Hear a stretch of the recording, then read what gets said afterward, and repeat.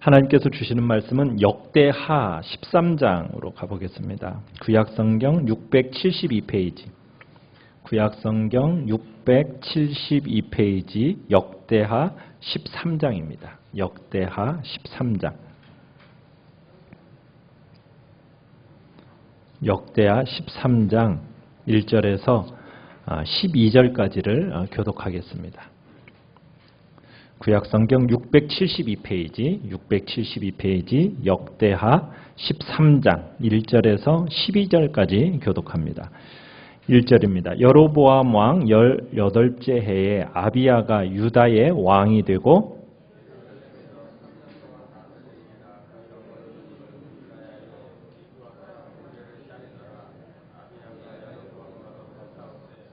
아비야는 싸움에 용감한 군사 40만 명을 택하여 싸움을 준비하였고 여로보암은 큰 용사 80만 명을 택하여 그와 대진한지라.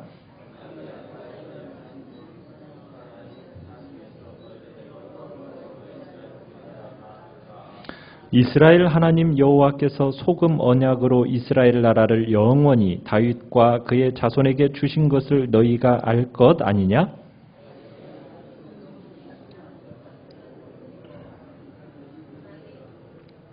남봉꾼과 잡배가 모여 따름으로 스스로 강하게 되어 솔로몬의 아들 르호보암을 대적하였으나 그때 르호보암이 어리고 마음이 연약하여 그들의 입을 능히 막지 못하였느니라.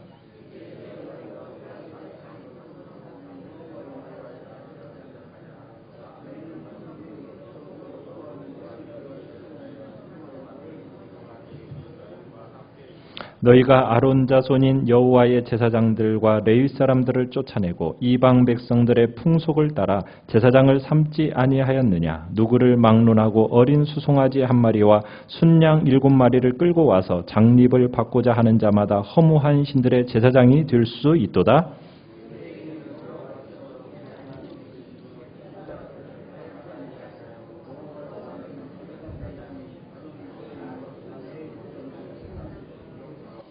매일 아침 저녁으로 여호와 앞에 번제를 드리며 분향하며 또 깨끗한 상에 진설병을 놓고 또 금 등잔대가 있어 그 등에 저녁마다 불을 켜나니 우리는 우리 하나님 여호와의 계명을 지키나 너희는 그를 배반하였느니라.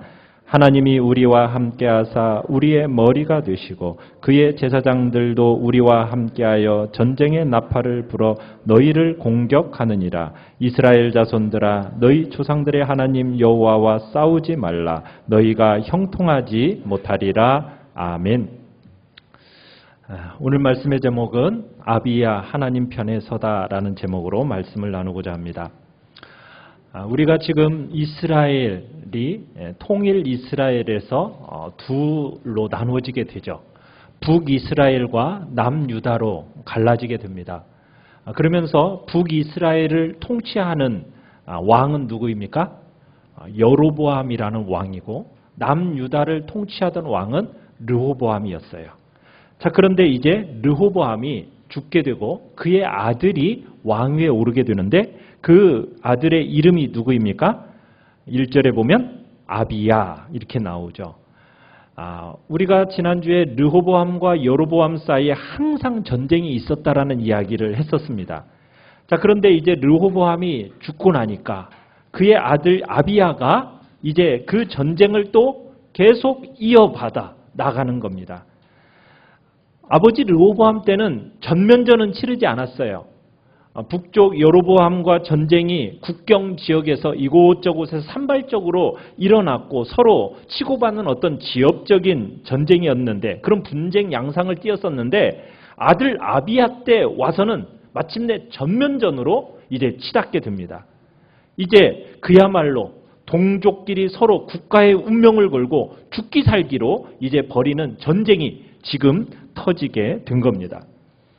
자, 군사적으로 볼 때 지금 아비야의 유다군, 여로보암의 이스라엘군. 자, 어느 쪽이 강세입니까? 북이스라엘이 강세라는 걸 알 수가 있죠. 남유다인 아비야의 군대는 절대 열세입니다. 병력의 차이만 봐도 확연하게 드러납니다. 3절을 보시면은 아비야와 싸움에 함께하는 군사, 용감한 군사가 몇 명이라고 나와 있습니까? 40만 명. 그에 비해 북이스라엘 여로보암과 함께하는 이스라엘의 병력은 몇 명입니까? 그죠. 2배인 80만 명이나 돼요. 거기다가 아버지 르호보암 때는 제2 5년 내 유다 왕국을 쳐들어왔었어요. 누가 쳐들어왔었습니까? 애굽 강대국인 애굽 군대가 침략을 했어가지고 그 당시에 인명피해며 재산상의 피해며 큰 피해를 입었었어요. 자, 그러고 나서 르호보암은 17년 동안 왕노릇을 했습니다. 그러면은 왕위에 오른 지 5년에 그 애굽이 쳐들어왔으니 12년 만에 이 애굽의 대침략을 극복할 만한 정도가 되었었을까? 아비야가 왕위를 이어받았지만 회복하기에는 12년 만에 회복하기에는 좀 불가능했었을 거예요. 그런데 이 아비야가 왕위를 이어서 지금 북쪽 이스라엘하고 지금 전면전을 치르게 된 겁니다. 아직 군사력이 제대로 회복되지도 않았는데 지금 치르게 된 거예요. 마치 그와 같은 거죠. 부상에서 아직 회복되지도 않은 어떤 선수가 큰 경기에 들어서는 것 같은 그런 지금 형국입니다. 그러니까 유다는 아주 불안한 전력으로 2배가 넘는 그 적과 국가 운명을 건 전면전을 치르게 된 겁니다. 뭐 왕위에 오른 지 얼마 되지도 않았어요. 경험도 정말 어떻게 보면 별로 없는 일천한 아비야입니다. 그에 비해 여로보암은 어때요? 노련한 전략가예요. 그를 맞아서 지금 큰 전쟁을 벌이지 않으면 안 되게 된 거예요. 자, 양군이 팽팽하게 대치되어 있을 때 막 전쟁에 들어가기 직전 아비야가 왕이 나서서 적군 전체에게 들릴 정도의 큰 소리로 연설하는 장면을 우리가 보게 됩니다. 4절에 보시면은 이 아비야가 어디에 올라가 있습니까? 스바라임이라는 산 위에 서가지고 여로보암과 이스라엘 무리들을 향해서 연설을 합니다. 옛날 고대 사회에서 전투를 하기 전에는 양군의 최고 지도자들이 연설을 했어요. 서로 명분 있는 전쟁임을 주장하기 위해서 연설을 벌입니다. 왜냐하면 전쟁에 있어서는 심리적인 요소가 굉장히 중요하기 때문에 이 연설을 통해서 자기 편 병사에게는 자기들이 하는 전쟁이 의로운 전쟁이다라는 것을 일깨워줌으로 자신감을 불어주는 거고, 상대편에 대해서는 너희들의 명분은 별로 바람직하지 못하다라는 그걸 통해서 혼란을 일으켜서 그들에게 위축감을 주기 위해서 이런 고대 전쟁사에서는 항상 이런 연설들이 진행되어져 왔어요. 그런 일석이조의 효과를 누리기 위해서 이제 전쟁을 치르기 전에 이 젊은 아비야 왕이 2가지 핵심 포인트를 담아서 열변을 토합니다. 자, 첫 번째 어떤 이야기를 하느냐면 5절을 보시면은 첫째, 왕국의 정통성이 누구에게 있느냐는 거예요. 왕국의 정통성 누구에게 있다는 얘기입니까? 유다에게 있다는 거예요. 유다에게. 하나님이 그분의 백성을 다스릴 왕권을 누구에게 주셨다라는 겁니까? 다윗과 그의 자손에게 주셨다.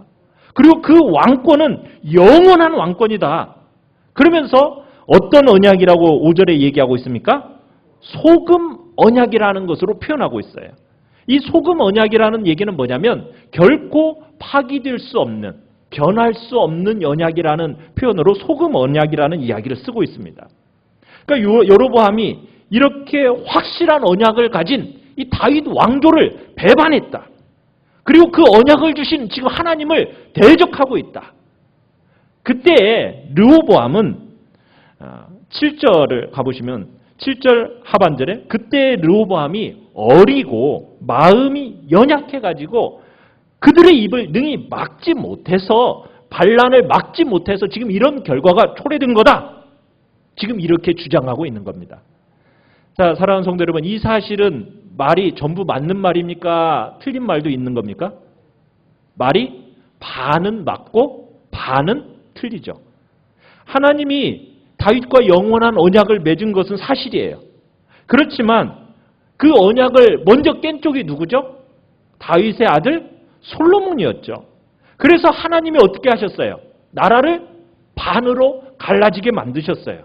여로보암으로 하여금 반역하게 만드신 거예요. 르호보암이 또 어리고 마음이 연약해서 여로보암의 반란을 막지 못한 것이 아니었습니다. 그때 나라를 회복하기 위해서 르호보암이 군대를 몰고 가려고 했었잖아요. 그때 누가 막아섰습니까? 스마야라는 선지자가 흥분하여 군대를 이끌고 가는 르호보암과 그 군대를 막아서서 전쟁하지 못하도록 그때 하나님이 막으신 거거든요. 그러니까 아비야의 말이 어느 정도 진실된 말도 있지만 그건 자기중심적인 시각에서 지금 해석하고 있는 거예요. 그런데 두 번째로 하는 이야기, 8절부터 나오는 아비야가 지적한 둘째 이야기는 아비야의 말이 옳아요. 여로보암이 무엇을 훼손했느냐면 예배를 훼손했습니다. 어떻게 보면 영적인 지도력, 영적인 기준과 권위를 망가뜨린 사람이 바로 이 여로보암이라고. 그래서 죄가 커서 하나님의 진노를 샀다. 이 이야기는 맞는 말이에요. 그래서 아비야는 이 전쟁에서 유다가 승리할 수밖에 없는 이유는 여로보암이 하나님을 저버리고 거짓 신인 뭘 세웠다고요? 금송아지를 만들었다. 이걸 지적하고 있어요. 거기다가 아울러서 9절을 가보면 여호와의 제사장들과 레위 사람들을 쫓아내고 어떤 사람들을 지금 제사장으로 삼았다고 얘기합니까? 뇌물만 갖다 주면은 그냥 아무나 영적 지도자로 세우는 그러한 파행을 범했다라고 지적을 하고 있어요. 그죠? 9절에 가보면은 그 하반절에 그렇게 얘기해요. 누구를 막론하고 어린 수송아지의 한 마리와 순양 7마리를 끌고 와서 장립을 받고자 하는 자마다 허무한 신들의 제사장이 될 수 있도다.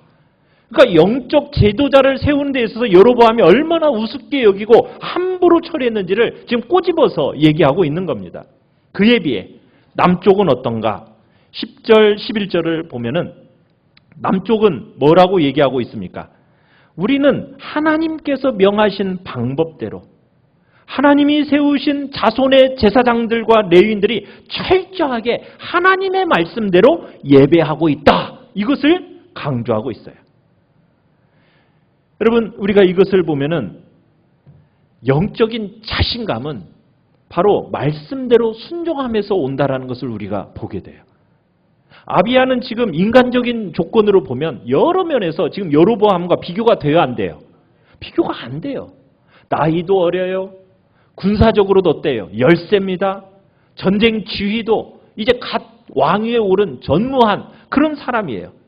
그런데 다른 건 몰라도 뭐가 지금 자신 있는 거예요? 하나님께 예배드리는 것 하나만큼은 지금 말씀대로 하고 있다라는 자신감이 있어요. 영적 지도자들의 권위를 인정해주고 말씀에 순종하는 것. 이 자신감을 가지고 두 배나 넘는 적 앞에서 담대하게 지금 얘기하고 있는 겁니다. 사랑하는 성도 여러분, 우리 그리스도인의 자신감은 어디에서 올까요? 여러분, 자신감은 하나님을 제대로 예배하는 데에서부터 그 자신감이 오는 거예요. 문제가 크든 적이 아무리 강하든 이건 중요한 게 아니에요. 그게 두려울 게 아닙니다. 왜 두려움이 찾아오는지 아십니까? 하나님을 제대로 예배하지 않으면 두려움이 찾아와요. 우리의 마음에 하나님을 제대로 예배하지 않으니까 하나님에 대한 체험이 없고 하나님의 임재와 하나님의 동행하심에 대한 확신이 없으면 우리의 마음에 뭐가 찾아온다고요? 두려움이 찾아와요.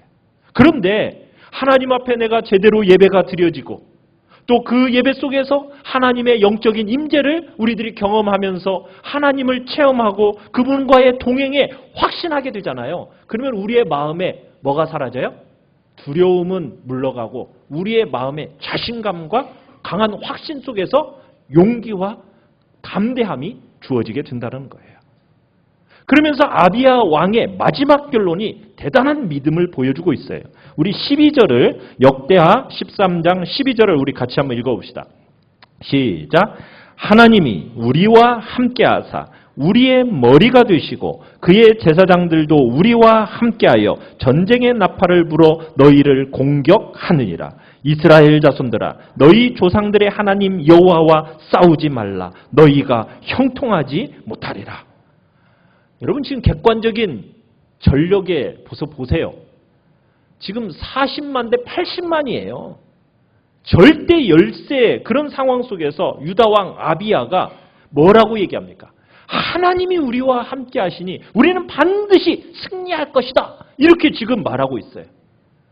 훨씬 열세인 전력임에도 불구하고 하나님이 우리와 함께 하시니까 너희들 우리와 싸우면 어떻게 된다? 다친다. 너희들 싸우지 말라. 어떻게 보면 막강한 적을 향하여 오히려 걱정해주고 있는 듯이 얘기하고 있는 거죠. 참 이 말을 들은 여로보암은 어땠을까요? 참 기가 찼겠죠. 그렇지 않았겠습니까? 자, 하나님의 임재를 확신하는 여러분 언어는 항상 이렇게 긍정적입니다. 하나님이 우리와 함께 하시면요, 그 마음에 하나님이 나와 함께 하시고 그 임재가 내 안에서 분명하게 드러나고 내가 하나님과 동행한다는 그런 확신이 있으면은 우리는 그 마음의 담대함 속에 항상 승리를 확신하게 되어 있어요. 절망 속에서도요, 그 속에서도 된다라는 그런 확신이 우리 안에 들어온다는 얘기예요. 하나님이 나와 함께 하시고 하나님의 임재가 있고 내가 하나님과 동행하니 항상 그 입술에서는 무슨 얘기가 흘러나오겠어요? 소망을 이야기하고 비전을 이야기하고 승리를 이야기를 하게 되어 있는 거예요. 천지를 창조하신 그 하나님께서 여러분 우리의 말을 사용하셔서 축복하십니다.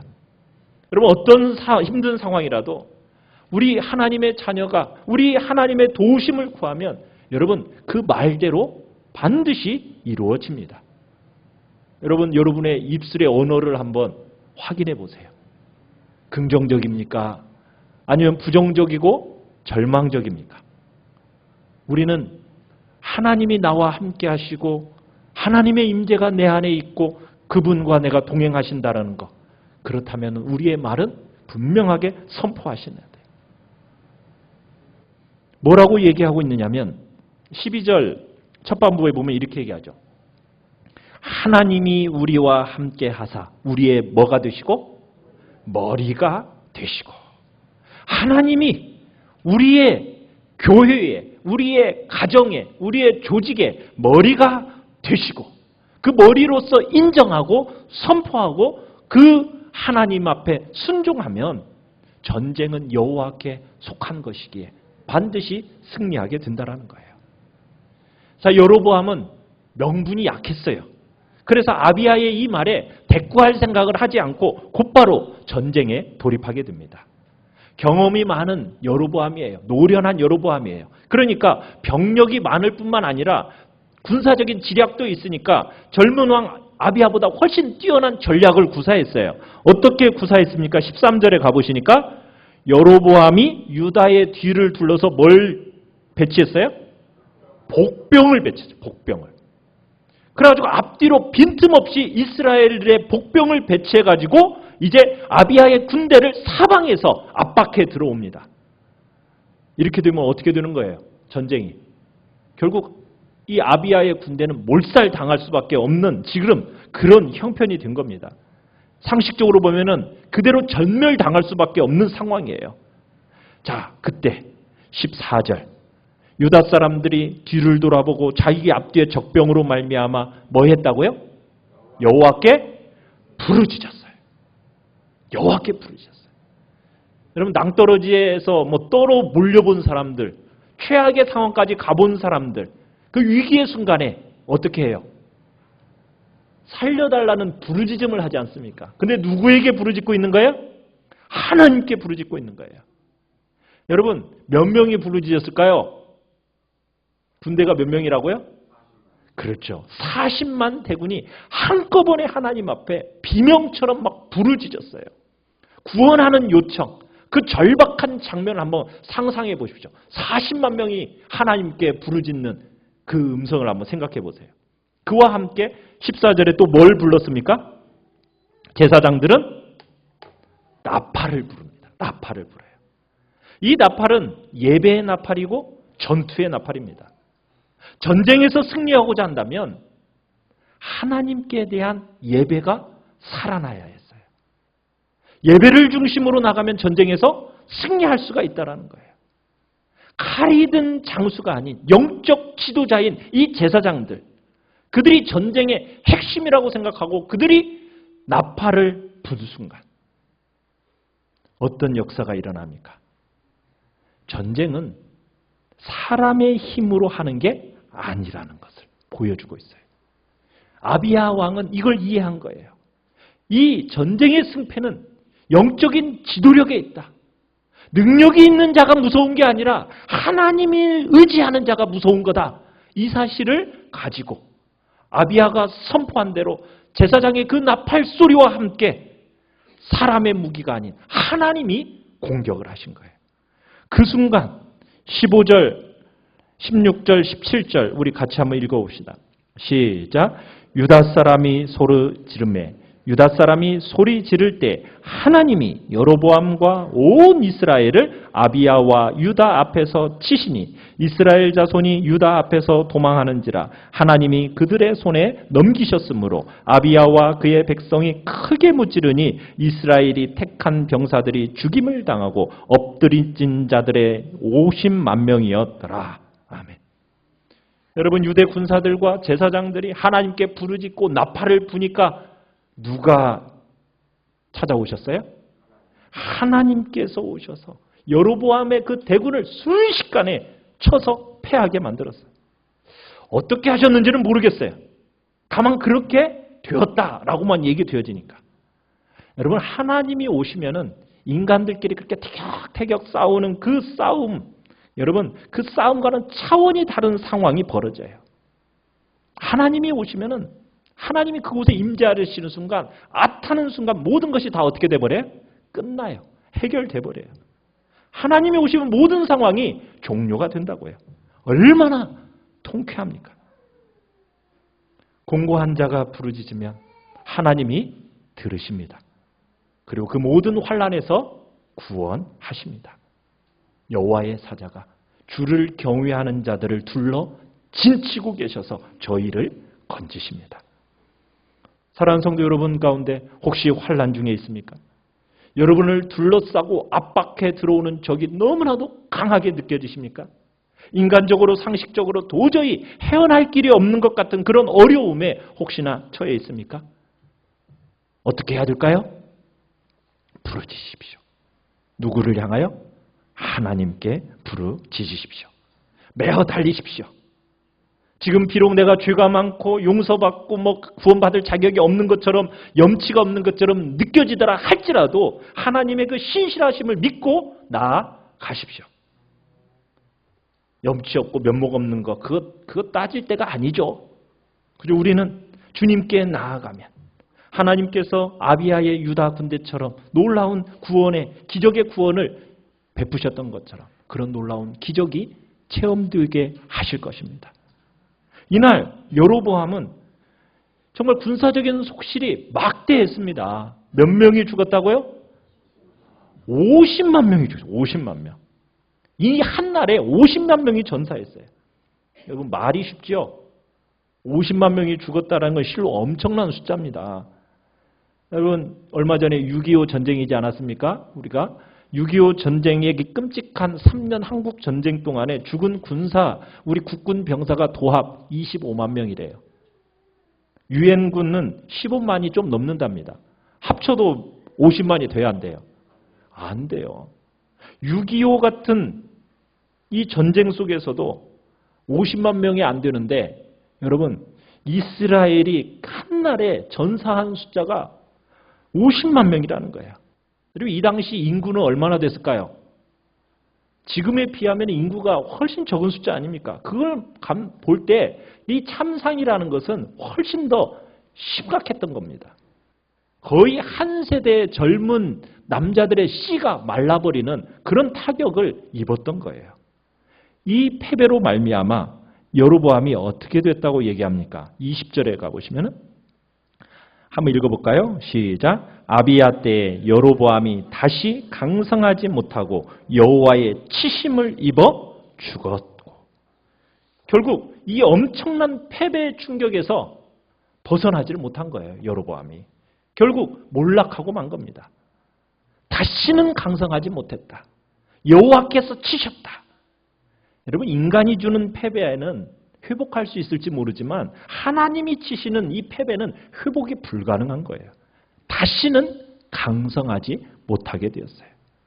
하나님을 대적하면 그분이 쳐서 흩어버리십니다. 하나님의 진노가 그토록 무서운 거예요.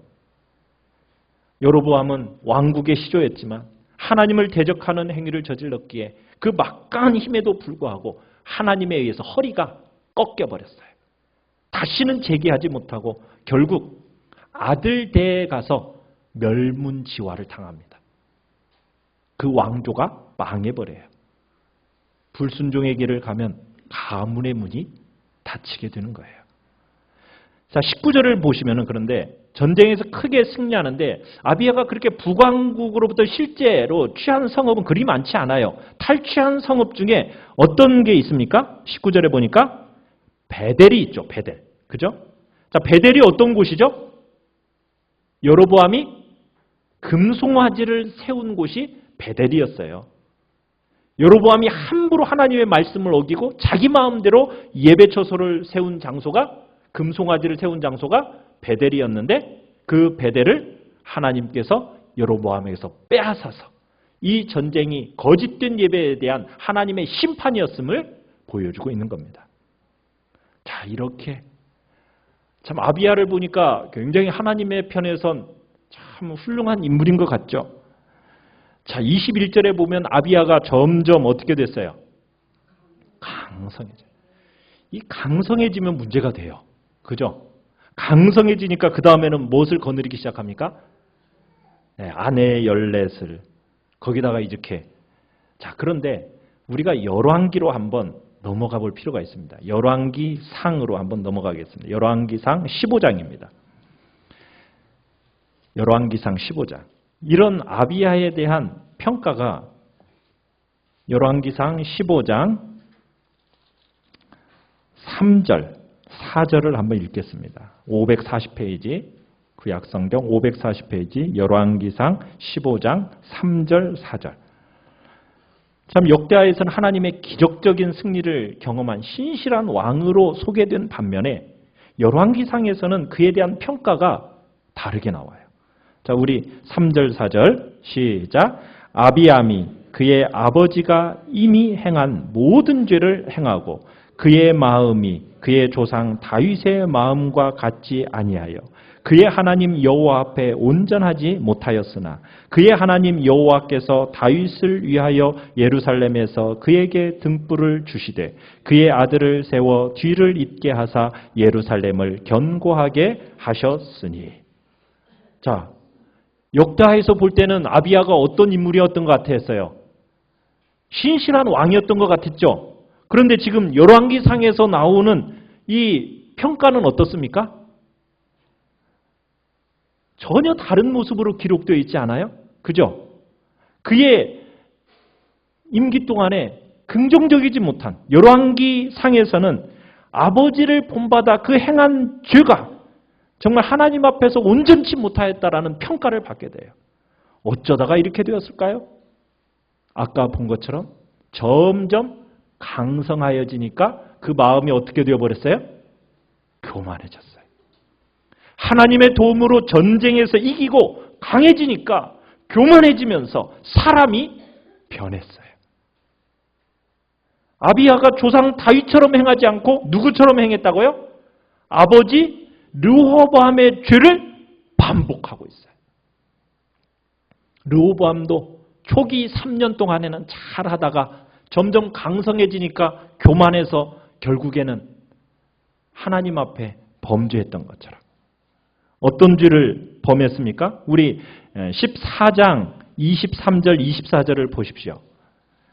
22절부터 보시면은 르호보암이 행한 죄가 뭐냐면 유다가 여호와 보시기에 악을 행하되 그의 조상들이 행한 모든 일보다 뛰어나게 하여 그 범한 죄로 여호와를 노엽게 하였으니 이는 그들도 산 위에와 모든 푸른 나무 아래에 산당과 우상과 아세라상을 세웠습니다. 그 땅에 또 남색하는 자가 있었고 여호와께서 이스라엘 자손 앞에서 쫓아내신 국민의 모든 가증한 일을 무리가 본받아 행하였더라. 이 르호보암의 이 죄를 누가 그대로 본받았다고요? 아들 아비야가 그대로 본받아서 이대로 행한 거예요. 여호와께서 이스라엘 자손 앞에서 쫓아내신 가나안의 모든 가증한 일을 다 본받아서 행한 겁니다. 아비야는 결국 하나님의 복을 받지 못했어요. 왕위를 몇 년 동안 하게 됐나요? 2절에 보니까 예루살렘 동안에서 몇 년 동안 다스렸다고요? 그래요. 단 3년밖에 통치하지 못하고 일찍 단명하게 됩니다. 그러면은 우리가 좀 생각해 볼 게 있죠. 아니, 역대기 기자는 아비야의 이런 어두운 면을 왜 싹 빼버리고 긍정적인 면만 집어넣었을까? 여러분, 열왕기와 역대기의 핵심 주제가 다릅니다. 서로의 내용을 보완하는 관계는 가지고 있는데 역대기의 핵심 주제는 뭐냐면 다윗의 언약과 성전의 예배가 핵심이에요. 그러니까 전쟁 전에 아비야가 여로보암 군대에게 그 한 연설의 한 부분에 그 하나님의 그 예배에 대한 부분과 그 다음에 다윗 언약에 대한 부분이 있었잖아요. 역대기는 바로 그것을 관심 가지는 거예요. 그러니까 역대기 기자는 뭐에 더 관심을 많이 가지느냐면 아비야 왕 자신보다는 하나님께서 그를 통해서 무슨 일을 하셨는가 여기에 관심이 많습니다. 그러니까 역대기 기자는 아비야처럼 불완전한 사람이라더라요. 하나님을 향한 신앙을 보이면은 희망을 가질 수 있다라는 것을 강조하고 있는 거예요. 아비야를 보지 말고 아비야도 쓰신 하나님을 봐라. 이 이야기를 하고 있는 거예요. 여러분, 역대기는 언제 쓰여졌는지 아십니까? 역대기는 이 열왕기 이후로 수백 년이 지나고 그 다음에 이스라엘 남유다가 다 망하고 나서 포로로 끌려갔다가 돌아와 귀환하고 그리고 귀환한 사람 중에 에스라가 이 역대기를 쓰게 돼요. 왜냐하면 그 당시 이 사람들에게 꼭 필요한 권면이 있었거든요. 그건 바로 하나님의 성전의 회복, 예배의 회복과 다윗 언약이 분명하다라는 것을 얘기하고 싶었던 거예요. 그래서 아비야와 유대 사람들은 자신들이 잘나서 승리한 것이 아니라는 거예요. 자, 여기서 보니까 결국에는 누구 때문에 지금 승리하게 된 겁니까? 믿음의 조상 다윗의 하나님을 붙잡음으로써 승리하게 됐다는 거예요. 아비야는 온전치 못해요. 하나님께서 다윗을 위하여 저에게 뭘 주셨다고 얘기합니까? 4절에 다윗을 위하여 저에게 뭘 주셨다? 등불을 주셨다. 이렇게 얘기하고 있어요. 열왕기상 15장 4절에 보면. 등불이라는 게 뭐겠어요? 다윗의 왕조를 이어가는 후손들을 가리키는 겁니다. 북왕국 이스라엘은 왕들이 악행하잖아요. 그러면 어떻게 되는지 아세요? 왕조가 망해버려요. 왕위를 이어가지를 못해요. 쿠데타가 일어납니다. 그러면서 다른 가문의 왕조가 일어나요. 그에 비해서 유다 왕조는 어떻게 됩니까? 누구의 후손으로 계속 왕위가 이어지죠? 다윗의 후손으로 왕위가 계속 이어져서 다윗의 왕조가 계속 이어지는 거예요. 무엇 때문에 이것이 가능하게 됐다고요? 다윗과 하나님이 맺으신 언약 때문에. 다윗과의 이 언약을 기억하셨기 때문에. 여러분, 다윗이 죽은 지가 벌써 얼마나 되었을까요? 지금 아비야 때는 벌써 60여 년이 되었어요. 그랬는데도 불구하고 이 다윗의 그림자가 아비야 시대에도 그대로 드리워져서 그리고 앞으로 두고두고 오는 다윗의 후손들에게 그 은혜로운 역사가 영향력을 미치는 것을 보게 돼요. 다윗의 후손들은 하나님의 언약에 불성실했어요. 다윗의 후손들은 은혜를 받을 만한 자격이 없었어요. 그럼에도 불구하고 누구를 생각해서 마음을 돌이키셨다고요? 다윗을 생각해서 마음을 돌이키셨어요. 하나님은 자기가 한 언약에 대해서 신실하신 분인 거예요.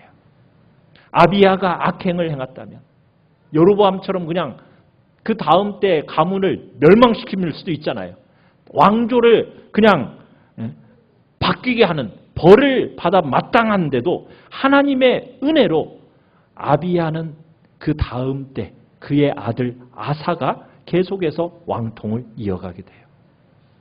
어떻게 보면 이 다윗의 후손들은 받을 자격이 없는 그런 존재들이 은총을 받게 돼요. 우리는 이 일을 통해서 뭘 알 수 있느냐 하면 하나님은 약속하신, 한 번 약속하신 것에 대해서는 끝까지 지키시는 분이다라는 것을 우리가 보게 돼요. 아비야의 승리, 참 이상한 승리였어요. 객관적으로 볼 때에는 너무나도 절대적인 열세였어요. 그렇지만 엄청난 적을 너무나 쉽게 꺾어버렸어요. 이것이 바로 은혜의 승리예요. 은혜. 누구를 기억하사? 다윗을 기억하사. 자격 없는 다윗의 후손들을 그대로 보존해 주시는 하나님의 은혜. 다윗에 대한 그 언급이 어떻게 보면 우리에게 대한 커다란 도전과 소망이 돼요. 한 사람의 그 신실함이 두루두루 기억이 되어지면서 긍정적인 작용을 그 후손들에게 하게 된다는 거예요.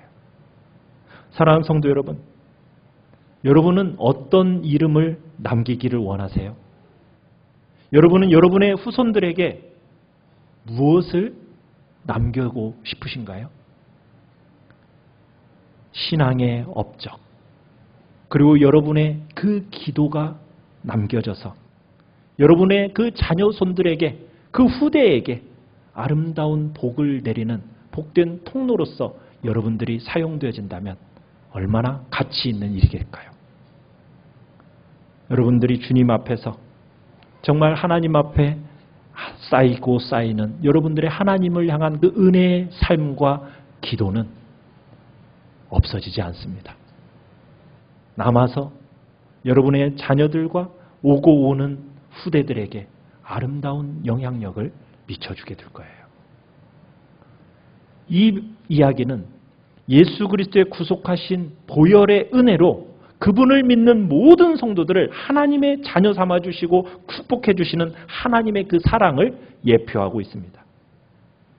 한 사람의 순종치 아니함으로 많은 사람이 죄인 된 것 같이 한 사람의 순종하심으로 많은 사람이 의인이 되리라고 말씀하셨던 로마서 말씀처럼 예수님께서는 십자가의 죽음까지 마다하지 않고 순종하심을 통해서 자기를 순종하는 모든 자에게 영원한 구원의 근원이 되셨다라고 말씀하고 계세요. 여러분, 우리는 약점이 많고 실수가 많아요. 그런 존재들이에요. 그럼에도 불구하고요, 우리는 염치 없지만 늘 붙잡고 가야 돼요. 누구를 붙들어야 될까요? 예수 그리스도를 붙들어야 돼요. 늘 주님 앞에 그분을 붙잡고 엎드리십시오. 겸손히 진실하게 그분의 은혜를 구하십시오. 그러면은 그 예수 그리스도를 통해서 하나님은 은혜의 언약을 기억하사 여러분을 지켜주시고 여러분들이 주님의 이름을 부르면은 주님께서 구원을 경험하게 하시는 겁니다. 그래서 우리는 우리에게 베푸신 그 주님의 놀라운 십자가의 구속의 은혜를 붙들고 그 주님의 손을 꼭 붙들고 우리는 나아가